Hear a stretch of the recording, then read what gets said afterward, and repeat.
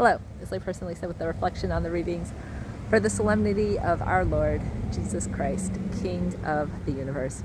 And in the gospel today, Jesus is hanging on the cross with the sign that says, King of the Jews. And he really is the King of the universe, one who offered himself for our salvation. And the two thieves who were crucified next to him, one saw it and one did not.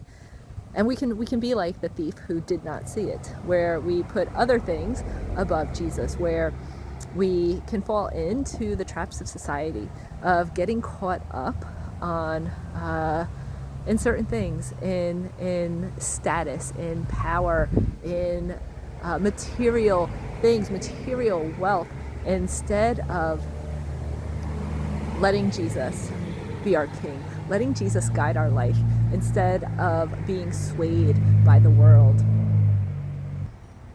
And sometimes we can get caught up in things that don't really matter. What matters is our relationship with Jesus. But so often we can find ourselves too busy to take time to spend with him each day.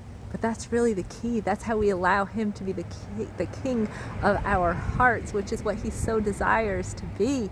And so this Advent, as we prepare for Advent, the readings have been, in the past few weeks, have been about detachment, have been about perseverance, have been about endurance.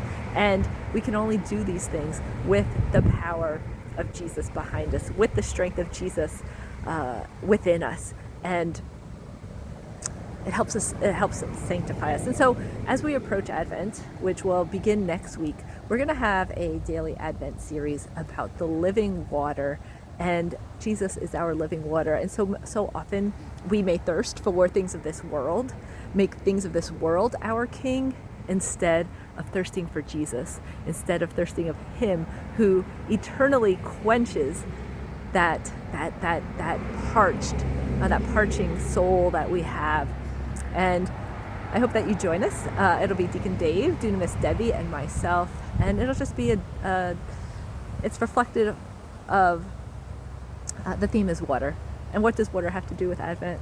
Well, with Jesus being the living water, it has everything to do. And so this is a time, as we prepare for Advent, to really reflect on what is the king, what are the kings of our heart? Is it Jesus or is it other things? Advent is a time to prioritize he who gave us life, he who died for us, he who just gave his whole self to us, and who we are called to strive to live as, to be a gift of self. And so as we prepare for Advent, who is truly the king of your heart?